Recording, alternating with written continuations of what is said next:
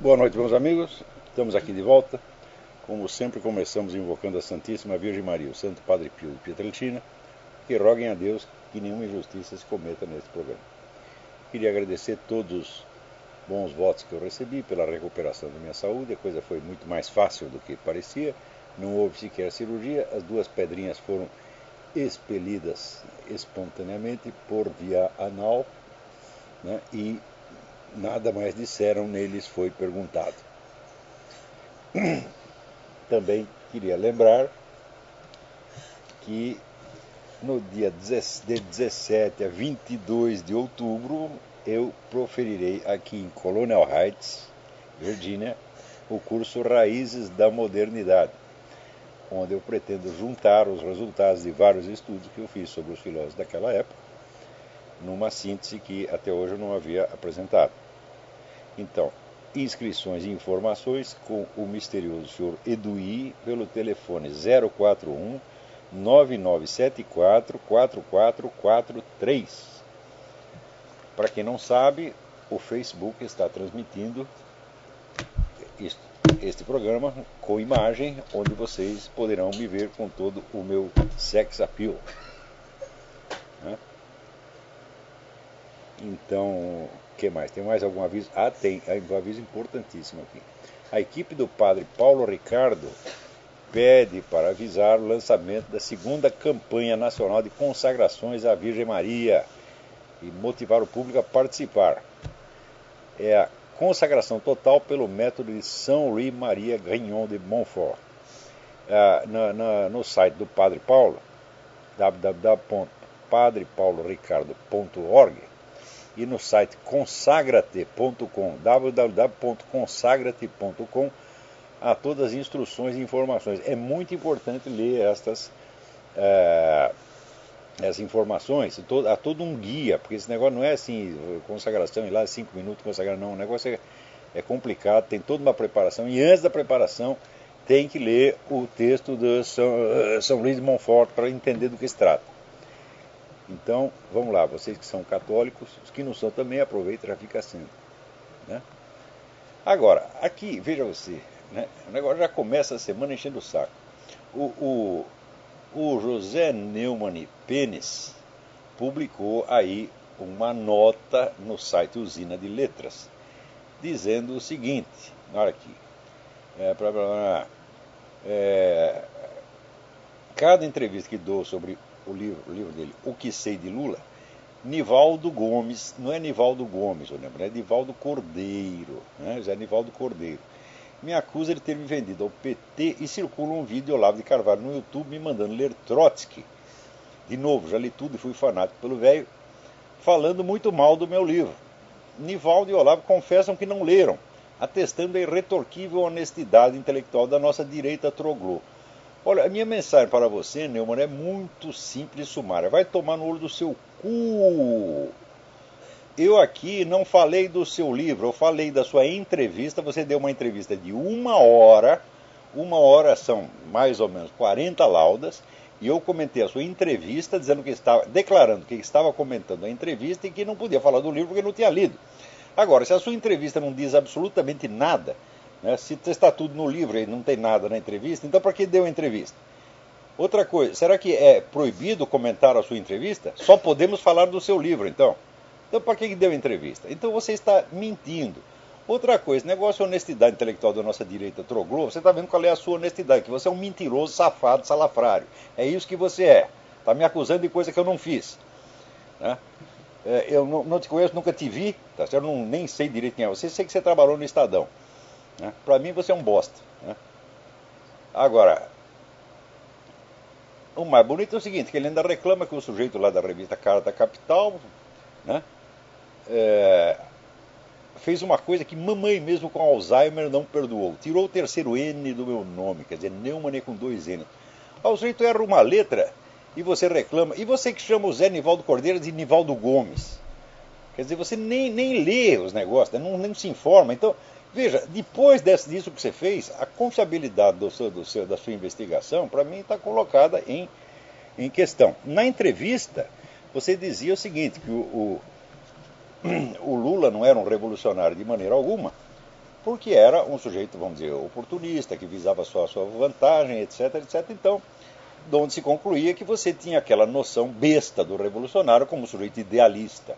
Noção que Lenin e Trotsky ririam na sua cara, tá certo? Quer dizer, é uma noção romântica que o marxismo sempre desprezou, tá certo? Então, não é que você tem que ler Trotsky, você tem que ler Trotsky, Lenin, Karl Marx e ver se esta ideia do revolucionário como sujeito idealista, puro, inteiramente devotado à revolução, tem pé ou cabeça que não tem.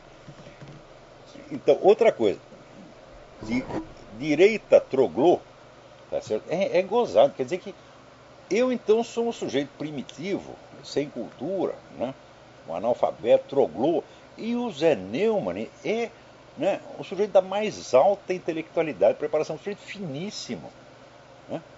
Você vê que esse país está ficando todo mundo louco, porra. Então, ó, Neumann, está aqui minha mensagem, vai tomar no seu cu e não se fala mais disso, vai?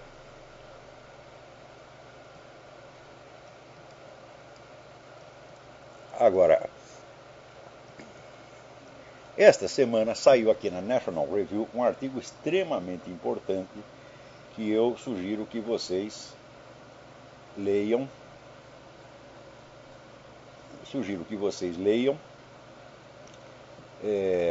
Porque tem a National Review online, nationalreview.com, um artigo do Jim Lacey.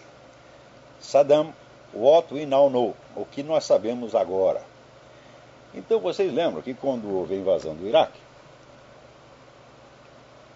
a mídia inteira fez um barulhão dizendo, não, o Saddam Hussein não tinha armas de destruição em massa, a coisa foi inútil, foi só por causa de petróleo.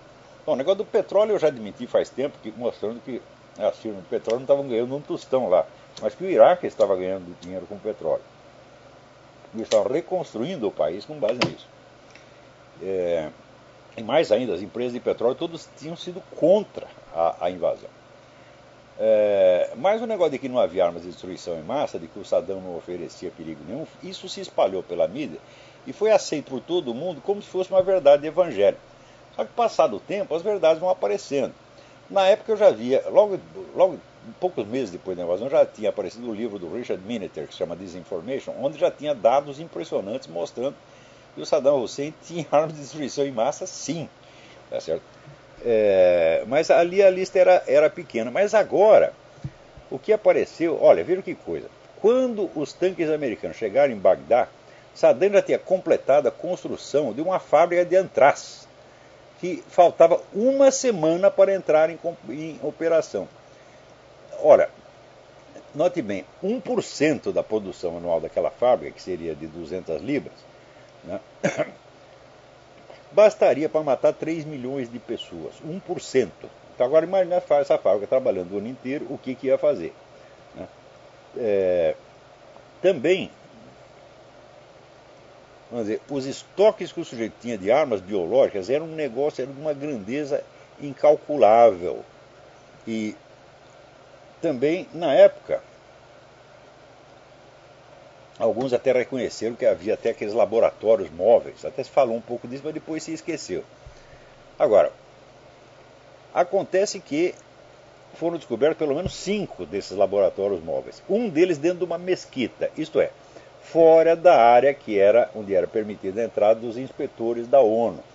E outro estava num centro de saúde pública, também fora da área de alcance dos inspetores da ONU. Agora você imagina o que a mídia esquerdista diria se a aviação americana bombardeasse o laboratório de saúde pública? Ia dizer, é um crime contra a humanidade. Então, esta fábrica estava, vamos dizer, também havia uma imensa fábrica de substâncias patógenas em Samarra. Então, capaz de produzir 10 mil litros dessas substâncias por ano. E outra coisa, esta fábrica só faltava um mês para ela entrar em regime de plena produção, exatamente no momento em que os Estados Unidos entraram lá. Ou seja, isso quer dizer que se os Estados Unidos adiassem a coisa por uma semana ou por um mês, toda esta porcaria estaria funcionando. Quer dizer, seria um perigo para o mundo inteiro. Então, olha, a coisa mais certa que os Estados Unidos fizeram foi invadir o Iraque. Agora, o problema é que o George Bush se esqueceu do fronte interno e embarcou naquela ilusão de que o inimigo externo poderia unificar o país. Então todo mundo fez de conta que entrou, não, vamos nos unir para combater o inimigo, mas já preparando para puxar o tapete do George Bush 3 meses depois. Quando o que ele deveria ter feito é primeiro limpar, vamos dizer, o inimigo interno, se livrar do inimigo interno. Era hora dele pegar toda essa putada esquerdista e dizer, olha, aqui a culpa disso foi de vocês, quer dizer, o 11 de setembro foi culpa de vocês colaboraram, vocês ajudaram e agora vão tudo para a cadeia. Era isso que tinha que ter feito.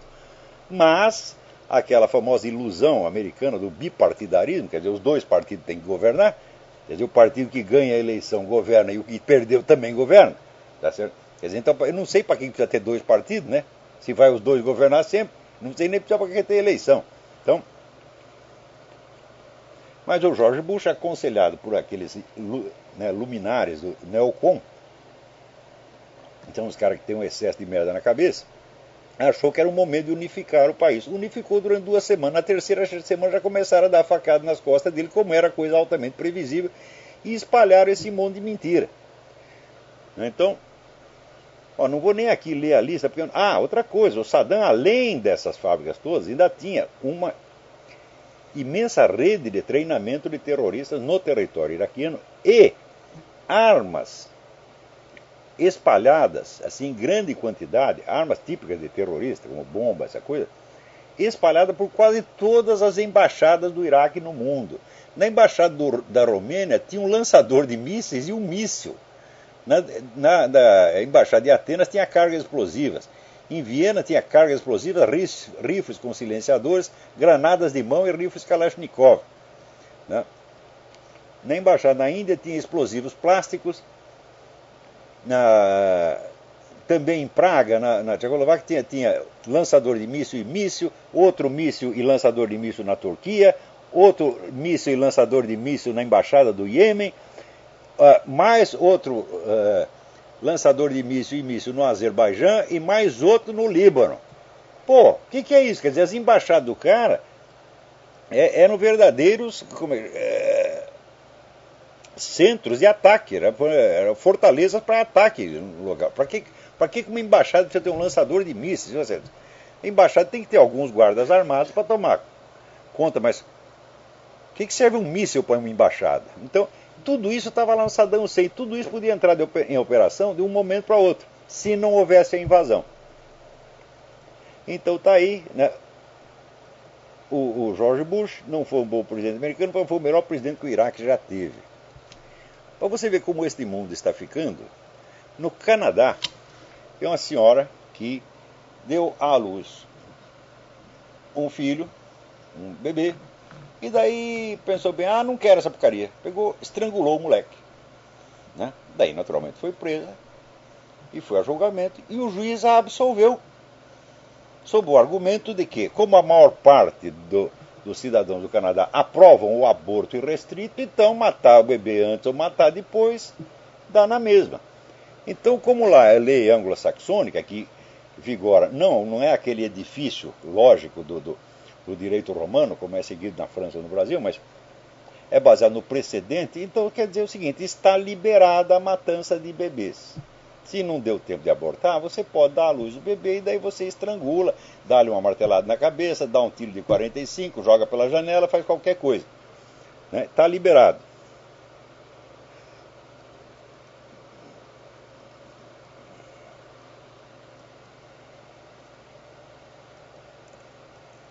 Agora, enquanto isso, lá na Colômbia, estão preparando um negócio que eles chamam Marco Jurídico para a Paz. Sabe o que é isso? Significa o seguinte, que todos os instrumentos de justiça que impedem o acesso à política de pessoas envolvidas em crimes hediondos, crime de terrorismo, crime de narcotráfico, essa coisa toda, serão abolidos.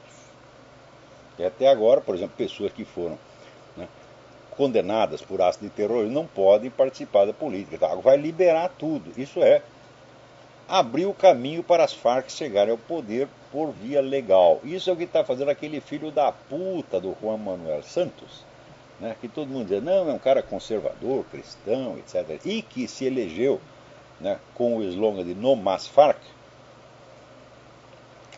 O sujeito traiu seus eleitores, traiu a nação inteira e está lá, né, namorando com as Farc, fazendo tudo o que ela queria. Veja você, ninguém jamais pensou em chegar ao poder, dominar uma nação por meio de uma guerrilha. Guerrilha já se chama guerrilha porque é uma guerra pequenininha, é um diminutivo. Aliás, quem inventou a guerrilha, sabe, foi o brasileiro. Chamava Guerra Brasílica. Foram os primeiros que usaram, né, contra os holandeses, franceses, etc. E é evidente não foi com a guerrilha que ganharam. A guerrilha era apenas um instrumento auxiliar das tropas regulares, como foi em todas as guerras. Então, a guerrilha, quando ela não está articulada com o exército regular, ela serve para quê? Ela serve para desestabilizar a situação e para dar apoio, dar vamos dizer, um canal para a ação política. Então, a finalidade da guerrilha não se cumpre no campo militar, se cumpre no campo político. Isso significa o seguinte, o que a Farc queria com a guerrilha? Queria exatamente isso, queria meios de acesso ao poder por via política, e isso aí é exatamente o que o Juan Manuel Santos está dando para ele. Então, ou seja, uma vez derrotadas no campo militar, elas obtiveram esse fácil acesso à vitória política através do seu Juan Manuel Santos. Agora, veja que coisa extraordinária. Quando o Papa Bento XVI, né, fez aquele pronunciamento público, pedindo desculpas ao mundo em nome da Igreja pelos crimes de pedofilia, né, implicitamente ele nos tornou a todos nós católicos responsáveis pelo crime de pedofilia. Eu não vou pedir desculpa a ninguém por crime de pedofilia porque eu não cometi nenhum, porra. Né? Agora chega o Papa lá e pede desculpa em meu nome. Se fosse só em meu nome, tudo bem. Né? O jeito de pagar pelo que não fez é normal na vida. Mas espera aí, mas a Igreja? Como é que a Igreja pode pedir desculpa por um treco desse? Que eu saiba, olha, quando a gente comete um crime, um pecado, a gente pede desculpas à Igreja. A Igreja não tem que pedir desculpa a ninguém. Quer dizer, aquilo foi uma cagada monstro digna do seu antecessor Paulo VI. Né? O Papa Bento XVI faz muita coisa certa, mas de vez em quando ele tem um acesso. Né?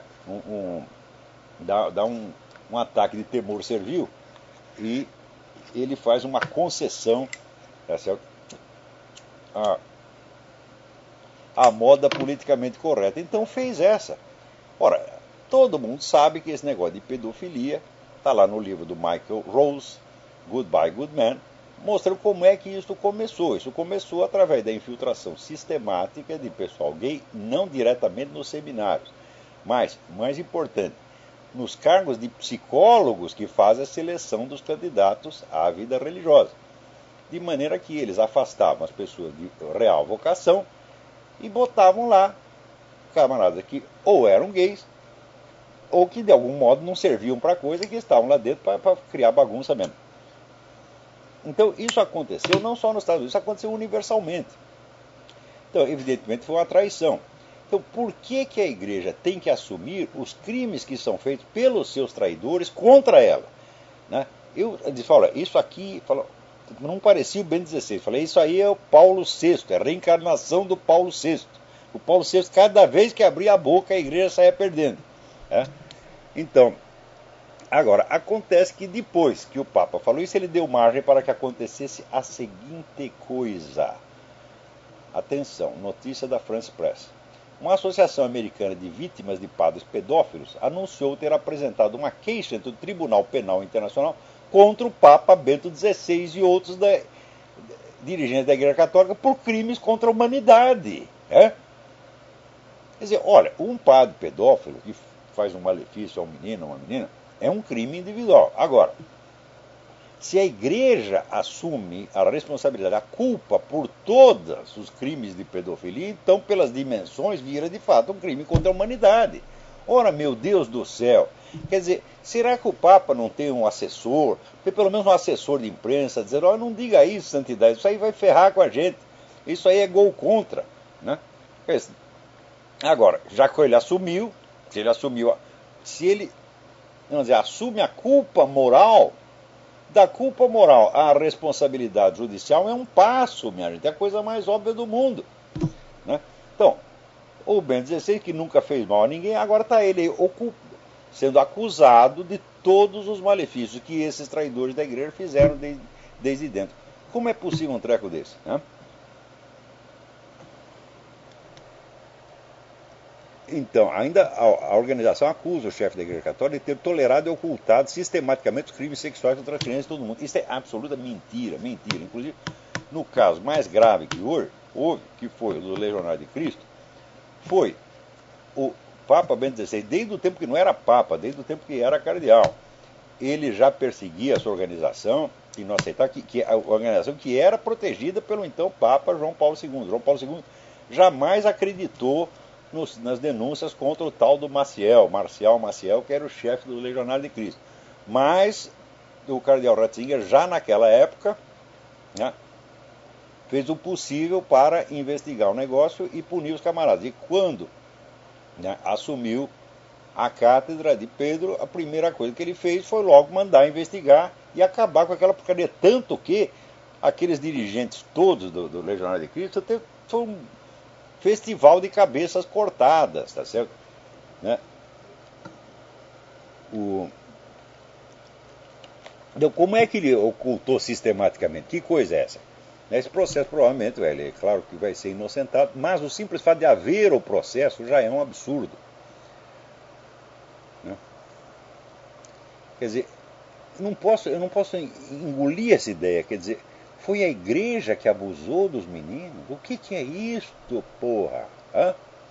Além do mais, quer dizer, se você pegar a totalidade de padres que existe no mundo e ver o número de pedófilos entre eles, a proporção de pedófilos entre os padres é muito menor do que entre os professores da rede pública aqui dos Estados Unidos, ou do que os assistentes sociais da ONU. Então, olha, esse pessoal conservador, o que está esperando? Vocês têm que fazer, do mesmo jeito que eles fizeram esse processo contra o Papa, que é fake, que é fingido, vocês têm que fazer um processo de verdade contra a ONU, contra o Ministério da Educação e contra todos os órgãos que são responsáveis por essa gente.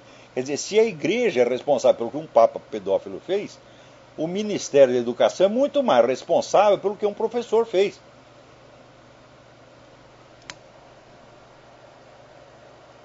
Agora, esse negócio de ativismo judicial, parece que é só o lado errado é que entende ativismo judicial. Eu já digo há anos, tem muita coisa que você só pode resolver por via judicial. Não adianta você falar, não adianta protestar, não adianta espernear, você tem que agir contra os casos enquanto ainda existe, né, um pouco de justiça.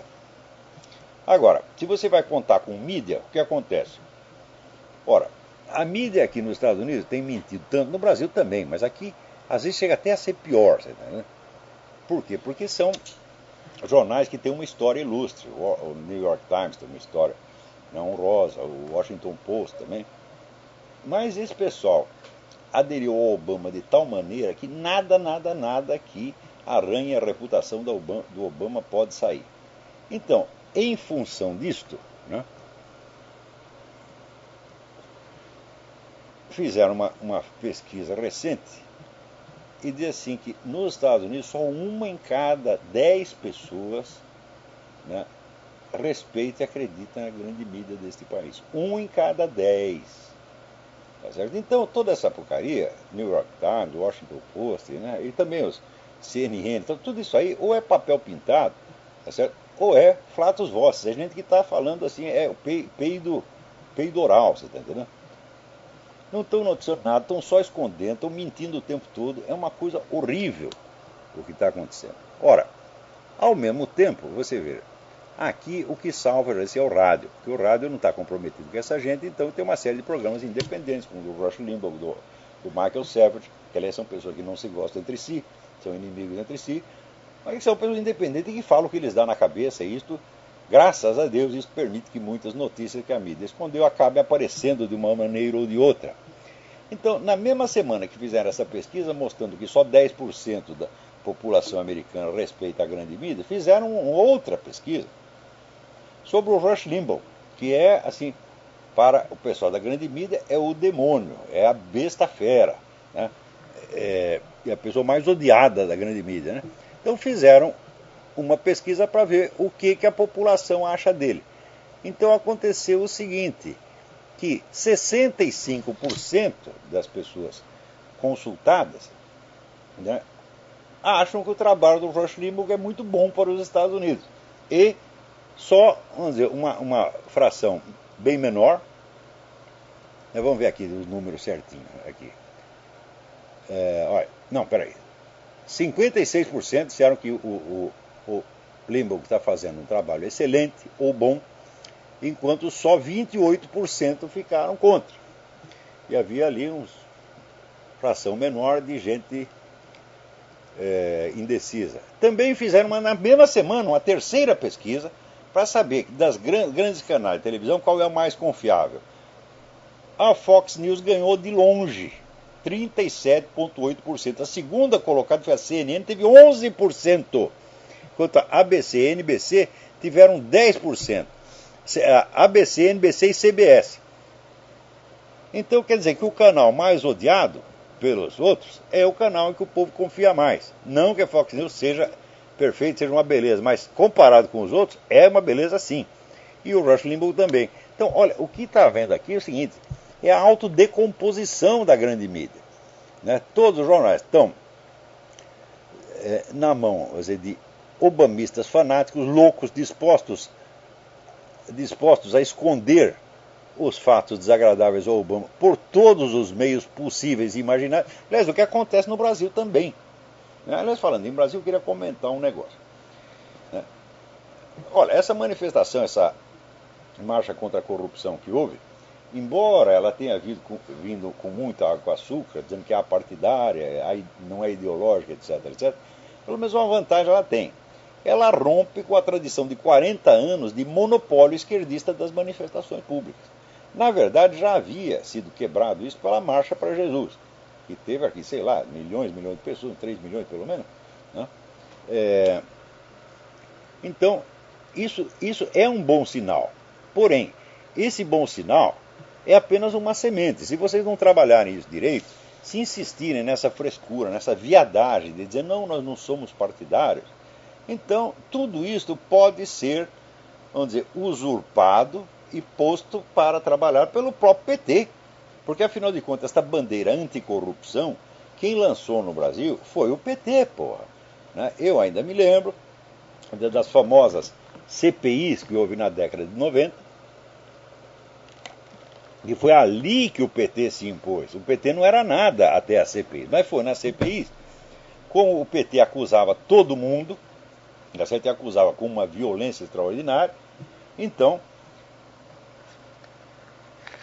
injetou na cabeça do povo aquela ideia de, não, que aquele que odeia tanto o mal deve ser um sujeito bom.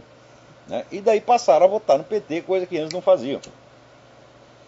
E eles abusavam. Eu lembro até que o Zé Dirceu, né, apareceu lá com... estava investigando as empreiteiras, ele descobriu lá um cheque para um tal de Roberto Campos. Né? E daí, haha, achei agora a direita envolvida nesse negócio, pá, pá, pá, pá, pá. Né?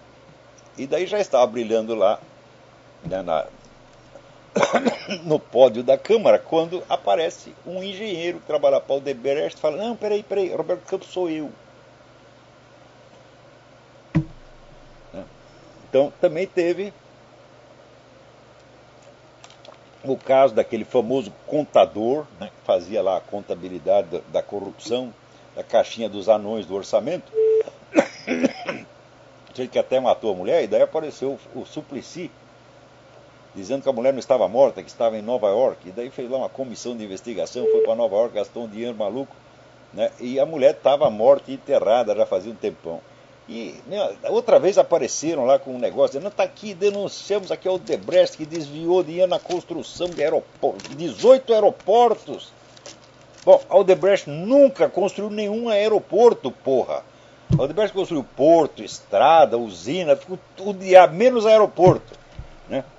Como é que eu sei? Eu estava trabalhando na Odebrecht nessa época. Os caras me contrataram para, durante a CPI das empreiteiras, faz, ó, você vai lá, estuda, lê todo o material e daí você escreve um negócio explicando o que aconteceu. E eu fiz lá um relatório. Mas eu mesmo não acreditava no que estava vendo. Né? Por exemplo, esse mesmo contador, o tal do Zé Carlos, ele disse, olha, aqui na Câmara tinha 2 esquemas de corrupção. Um era o dos anões do orçamento, que é o negócio das verbas sociais. É uma verba que os deputados recebem para eles distribuir para a entidade de caridade, essa coisa toda. E os caras tinham inventado um esquema que o dinheiro ia e voltava. Né? Quer dizer, você mesmo abria lá uma instituição de caridade, dava o dinheiro para a instituição de caridade e em seguida você fazia a caridade para você mesmo, voltava para o seu bolso. Né? Então ele disse, olha, esse esquema eu conheço tudo, por quê? Porque sou eu que distribuo o dinheiro. Agora, dizem que existe um segundo esquema aí com as empreiteiras, mas desse eu não sei nada. No dia seguinte, todos os jornais do país noticiaram em letras garrafais. José Carlos confirma a corrupção das empreiteiras. Falei, porra, o que essa turma está querendo? Está querendo tirar dinheiro das empreiteiras, é claro. O jornal desce o cacete, intimida a empreiteira. Né? Empreiteira, sabe que empresário no Brasil é tudo cagão. Né?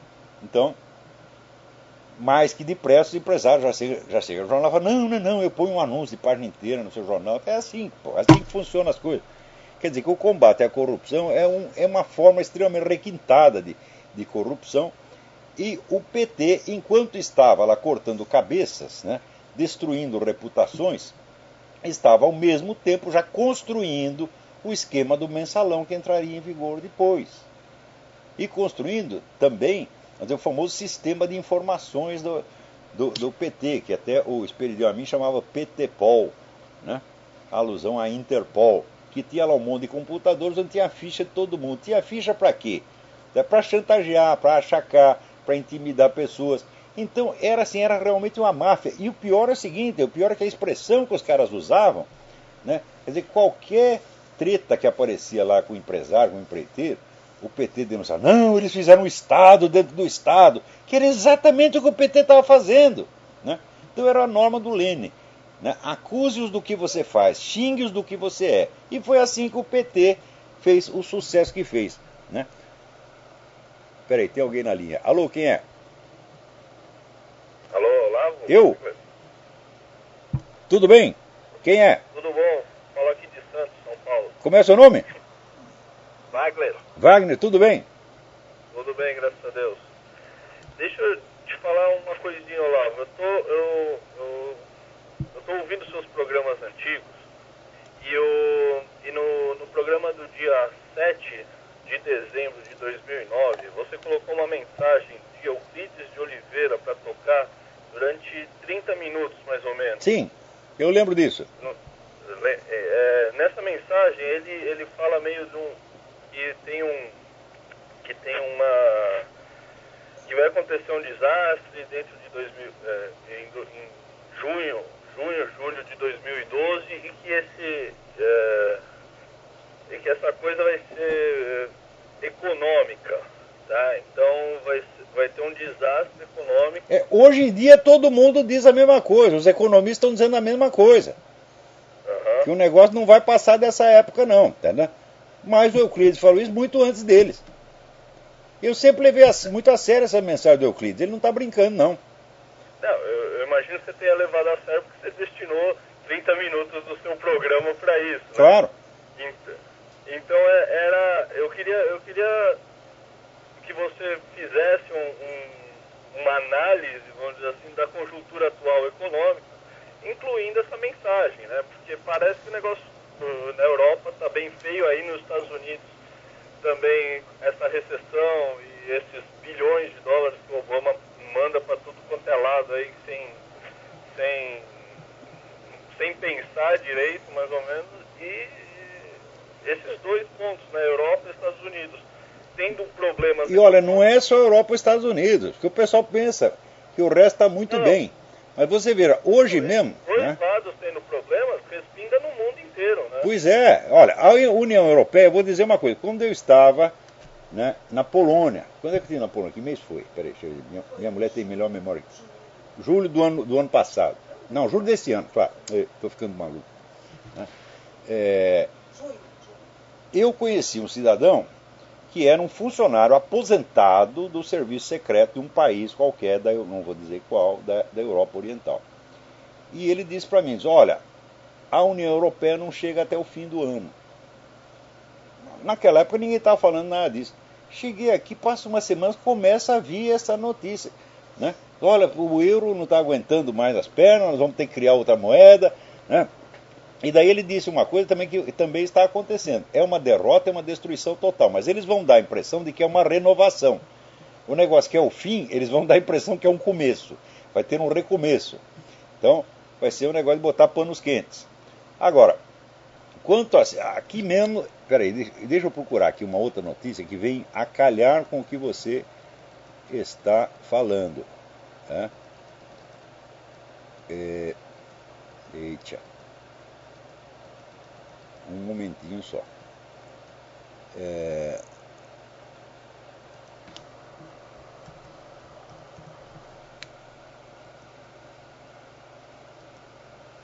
Olha aqui, olha aqui.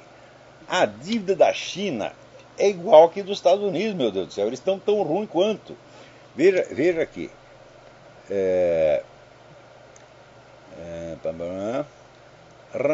Rajiv Jain, né? Gerente financeiro da Vontobel Asset Management, como é que se diz, uma espécie de gerente geral do fiscal dos bancos chineses, ele disse o seguinte, olha, se vocês vissem a contabilidade desse negócio, ninguém poria mais um tostão aqui na China. Então, olha, é os Estados Unidos, é a União Europeia, é a China, o que mais você quer? A Rússia não precisa nem falar. Peraí, Então, assim, o que o Euclides disse está se verificando por outros meios, evidentemente. Ele pegou isso por meios místicos, mas passado um ano, os economistas todos começaram a dizer a mesma coisa. Quer dizer, as previsões aqui são realmente sinistras. Sinistras. E o Obama foi colocado lá, vamos dizer, como executor da massa falida, tá entendendo? Quer dizer, olha, o que sobrou de dinheiro nós vamos torrar. Mas aqui até houve um sujeito, agora não me lembro o nome, um auditor do governo federal, né, que daí numa sessão da Câmara verificou o que faltava nas contas, né, aproximadamente, acho que era 3 bilhões de dólares, um negócio assim. E ele disse, e perguntaram para ele, onde foi parar isso? Ele disse, não, eu não achei que era minha obrigação eu averiguar isso aí. Então eu também não sei. Resultado, some o dinheiro e ninguém sabe para onde vai. Né? E o Obama já aumentou aqui, desde que, nos últimos anos, o teto admissível da dívida aumentou 40 anos. Desses 40, mais de metade foi no governo Obama. Quer dizer, cada vez mais dívida, mais dívida. Onde é que o pessoal... Como é que você pode assim, pagar a dívida com dívida? Parece esses caras viciados em jogo que caem lá no agiota, e daí, me empresta 100 pau. Perdi os 100 pau, me empresta 1.000. Agora me empresta 10 mil. E assim por diante. O agiota vai entregando, porque daí o cara fica na mão dele. Quer dizer, banco vive de endividar os outros, porra. Né? Agora, as coisas que o Obama faz não é nada por incompetência. Tudo isso é calculado. Meu Deus do céu. Você vê que o FBI, desde há muito tempo, vem escondendo coisa que foi descoberta já, né, em 2005. Né, eles já sabiam disso. Que era a participação saudita no plano do 11 de setembro. Só agora apareceu. Né? Quer dizer, quando está completando 10 anos do negócio, porra. Né? Mais ainda tem o seguinte, tem uma região do Ártico, que é uma região de como é que as maiores reservas do mundo de hidrocarboneto estão lá, e além disso você tem toda a riqueza animal da coisa, peixes, né, recursos de pesca formidável. A Rússia está disputando essa área, está dizendo que é dela. Só que é o seguinte, os americanos chegaram lá primeiro e pela lei eles têm o direito. E a mídia aqui está toda apoiando a reivindicação russa, porra.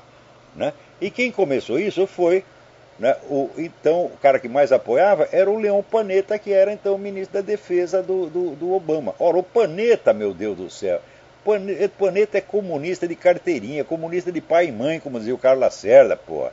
E além disso, trabalhou para os chineses um tempão. Né? Como é que você pode botar uma pessoa dessa, meu Deus do céu, num cargo como secretário de Defesa? Né? Ademais, tem alguém na linha? Peraí, tem mais alguém na linha. Vamos responder primeiro. Alô? Alô, Olavo? Eu? Opa, Olavo, aqui é Rodolfo de São Gonçalo. Rodolfo, tudo bem? Católico. Beleza, Olavo? Eu tinha te mandado um e-mail na semana passada, né? Primeiramente, eu gostaria de te parabenizar pela recuperação. Sabe? Obrigado. Tenho certeza que a gente esteve rezando muito por você aqui. Obrigado. E louvamos a Deus realmente por você estar bem de saúde. Eu queria te fazer aqui em primeira mão uma denúncia. Se você puder falar mais alto, eu agradeço. Fale um pouquinho mais alto. Sim, gostaria de fazer uma denúncia aqui no seu programa, se você me permitir, com relação a uma festa que começou no Rio de Janeiro e agora está se espalhando pelo Brasil. E o nome da festa é um nome bem sugestivo, né? Que o nome da festa, né? Que é uma festa tipo, eletrônica e tal, que se chama Missa, né? É o movimento dos interessados em sacudir sua alma. E essa festa... Eu ouvi falar disso. Isso aí se enquadra na lei do ultraje a crime e do ultraje a culto. Isso não é admissível de maneira alguma. Essa coisa tem que parar já. E os responsáveis têm que ser punidos sim. Agora, isso depende que a igreja ou um grupo de fiéis, né, recorra à justiça, porque a gente só fala reclamar não adianta. Né? Se eu fosse um cara milionário, eu ia ter uma assessoria de 100 advogados só para ir em cima desse tipo de coisa. Porque se ninguém age, o mal continua crescendo. Agora, a própria igreja, quer dizer, a alta hierarquia da igreja não está interessada. A alta hierarquia está interessada em fazer com a igreja o que o Obama está fazendo com a República Americana. Tá certo? Eles estão lá para acabar com o negócio. Então tem que contar com os fiéis, porra, né? Então, olha, você faz muito bem denunciar isso aí, viu? Agora, não só denuncie, ajunta outras pessoas, faça uma campanha, diz, não, vamos processar esses caras, eles têm que ser responsáveis. Procura o Código Penal, leia lá, ultraje a culto. Esse negócio é característico. Quer dizer, o texto da lei é o seguinte: escarnecer de alguém por motivo de crença ou função religiosa. Meu Deus do céu, estão escarnecendo claramente. Né? Exatamente por isso a gente colocou a denúncia no nosso site. Se você quiser até, eu posso passar o endereço se o pessoal quiser acessar o post. Dê aí o endereço que eu quero verificar lá. Isso, é www. sentinelacatólico.com.br. Isso. Aí você vai ter barra, né? Barra. Interrogação. Como é? Sinal de interrogação. Barra. Interrogação. Sinal de interrogação. P. P. P de pato. Aham. P de pato igual. 494. 494. Esse é o post. Bom, mas chegando na página de abertura, tem um link para isso, né? Isso, exatamente. Então não precisa decorar a coisa inteira, é sentinelacatólico.com.br. Isso. Na verdade, o que está na nossa página é o sexto post, né? Desce um pouquinho, tá lá, missa. E é uma coisa que eu peço também aos ouvintes que sejam juristas, advogados, que quiserem, entre em contato conosco para a gente poder realmente tomar providências. Existem alguns grupos católicos, né, que já estão começando a se mobilizar contra isso. Parece que vai ter uma... Olha, enquanto ainda existe um pouquinho de justiça, tem que recorrer a ela. Porque se não recorrer a ela, meu filho, daqui a pouco todos os juízes vão ter sido comprados. Isso, né? E parece que vai ter uma festa dessa agora dia 2 ou dia 3 de outubro, alguma coisa assim. Então, o pessoal aí que realmente ficar indignado, quiser entrar em contato com a gente... Mas não é só assim, intervir para eliminar a festa. Não, tem que punir os caras, é crime. Isso, exatamente. Não, fazer campanha para acabar com o negócio. Não adianta acabar, já foi feito, porra. Isso. Inclusive eu coloquei no post exatamente o trecho do artigo 208 do Código Penal, que é justamente o artigo referente ao ultraje a culto, e lá está claro, né, que se você escarnece, né, você lê para vocês, é o vilipêndio vilipendiar publicamente um objeto ou ato de culto religioso. Tem as duas coisas, que você tem escarnecer de alguém por motivo de crença ou função religiosa, e você tem vilipendiar objeto de culto. As duas coisas configuram o crime de ultraje a culto. Agora, você veja, o ex-governador de São Paulo, tá certo, aquela besta do seu Alckmin, ele fez uma leizinha estadual que multa a igreja que não permitir o ingresso, vamos dizer, de um traveco. Quer dizer, aparece lá um sujeito do tamanho do Schwarzenegger, tá certo, com um sutiã, tá certo, e um abacaxi daquele de Carmen Miranda na cabeça, né? E o padre tem que dar a comunhão para ele. Quer dizer, o sujeito está lá gozando da cara, evidentemente. É claro que é ultraje a culto, não é isso? Então, vamos dizer, por mais homossexual que o sujeito seja, o que custa se você quer comungar, você confessa e vai lá, toma a comunhão vestido como gente, tá entendendo? Não vai de fantasia, que nem vai aquele pessoal, as irmãs do, como é? Da perpétua indulgência, irmãs da perpétua sacanagem, entendeu? Então, isso aí é claro que é ultraje a culto. Agora aqui nos Estados Unidos os caras entraram na igreja e o porra do bispo, o bispo que estava oficiando a missa, veja você, deu a comunhão para eles, cardeal, não é nem bispo, cardeal, porra, estava lá oficiando a missa, deu a comunhão para o desgraçado, e depois ainda se justificou. Ora, porra, então não precisa nem o traveco, basta o cardeal para esculhambar com a igreja, né? Com ou sem a colaboração dos travecos, o cardeal já é esculhambação total. Então, os fiéis têm que reagir contra isso e têm que reagir na esfera judicial, não é só jornalística, né? E não é só também, e também não é só na esfera criminal, é na esfera civil, pedir indenização, porque a única parte sensível da alma desse desgraçado é o bolso, né? Então a igreja tem que pedir indenização monstro por esses caras, né? Se eles não têm dinheiro para pagar, vai trabalhar, vagabundo, né? Aí tem mais alguém aí? Alô? Alô, quem é? É o professor Alberto, aqui de São Paulo. Não entendi seu nome. Olá. Alberto de São Paulo. Alberto, tudo bem? Tudo bem, tá me ouvindo melhor agora? Perfeitamente. Então, eu gostaria de ouvir um comentário do senhor sobre o quinto ministro do governo da Dilma que caiu. E um outro comentário também sobre a Dilma, que há alguns dias atrás ela havia comentado com a possibilidade do retorno da CPMF e agora voltou atrás, deixando só os governadores dos estados com a bucha de ter apoiado a CPMF. Agora ela diz que é inviável, que não podemos mais cobrar. Então, como é que muda de lado assim tão rapidamente, né? Bom, às vezes é uma questão de fazer conta, né? Porque por mais louco o sujeito seja, mais fanático, chega uma hora que ele pergunta para o contador, mas é possível isso? A pessoa vai dizer, não dá, é inviável. Então tem que voltar atrás, né?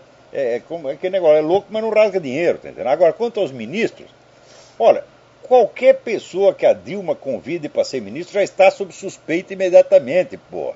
Então dá para tirar todos os ministros, é só investigar um pouco, cai todos os ministros e cai a Dilma também, porra, né? Agora, às vezes o pessoal não quer investigar. Então já se pronuncia antes.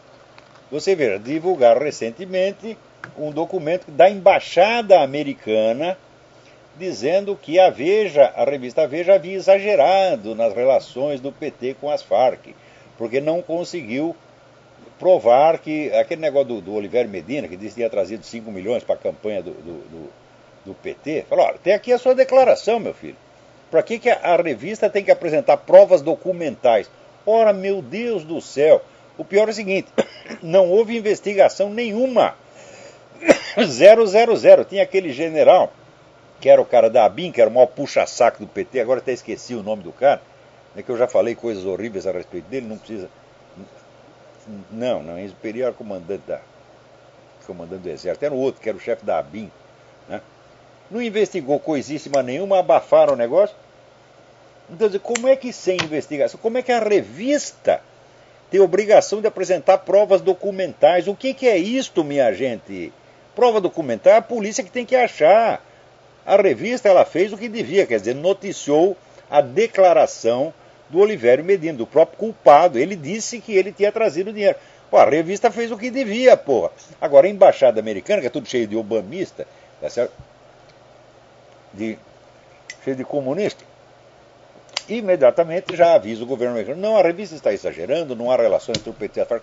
Como não há relação entre o PT e as Farc se o Lula presidia assembleias do Foro de São Paulo junto com o Manuel Marulanda, meu Deus do céu, que era o comandante das Farc? Agora, se existe a relação, se existe a conexão político-estratégica, se entra ou não dinheiro na jogada é irrelevante, ora. O crime já está feito, porra. Né? Além disso, o PT estava rico, não precisa de dinheiro das Farc, já achacou todo mundo, já assustou tudo quanto é empresário, né? Então, já chantageou todo mundo. Não precisa de dinheiro das Farc, não vai fazer diferença. Agora, por que o dinheiro é o mais importante? A aliança político-estratégica é o principal, meu Deus do céu. Porque essa aliança é feita na base de matar pessoas. Na medida em que você se associa com as Farc num plano político-estratégico, você é corresponsável moralmente por todos os crimes que a Farc fez: narcotráfico, sequestro, assassinato, etc, etc. O PT é culpado disto tudo, por ter apoiado e por ter assinado em 2001 aquele famoso manifesto que hipotecava solidariedade integral às Farc. Ora, se você hipoteca solidariedade integral a uma organização de criminosos, você está dando suporte moral ao crime, meu Deus do céu. E isso o torna cúmplice. Então, para que interessa saber se recebeu 5 mil dólares, 5 milhões de dólares? Não vai fazer a menor diferença. O crime já está feito, já está configurado e já está provado. Mas até a embaixada americana está lá pondo panos quentes. Agora, você vê, para não dizer que está tudo perdido, eu sempre digo que tem as 3 comunidades de trouxa no mundo, que é católico, americano e judeu. Tá certo? Que quanto mais apanha, mais bonzinho fica, tá certo? E vive afagando a cabeça dos inimigos. Parece que aqui os judeus acordaram. Por quê? Acontece que, com essa turma que o Obama está colocando no poder lá no Oriente Médio, é tudo antissemita, tudo odeia judeu. Ó, os caras subiram no poder no Egito, o que eles fizeram? No dia seguinte invadiram a embaixada de Israel e botaram todos para fora. Então precisou acontecer isso para o judeu aqui acordar e dizer: porra, nós não podemos mais votar nesses caras, que ele está lá fortalecendo os nossos inimigos que querem nos matar. Então deu aqui em Nova York, o representante de Nova York no Congresso, pela primeira vez Nova York elegeu um republicano desde 1920. Então a gente sabe a importância da comunidade judaica em Nova York. Eles são muitíssimo influentes. Então isso aí, vitória do Bob Turner em Nova York, o que é? É a vingança do judeu contra Obama. Vingança merecida, tardia e muito modesta. O que tem que fazer é o seguinte: é para não votar nesse filho das putas nunca mais. Agora, aqui o Rush Limbaugh diz que depois disso, né, nenhum democrata está seguro de ser reeleito, né? E eu acho que é verdade. O Obama não se reelege mais nem vereador, né? Agora, reelegendo ou não, tem que terminar essa investigação dos documentos dele, porque agora, ontem saiu no WorldNet dele mais um teste que fizeram.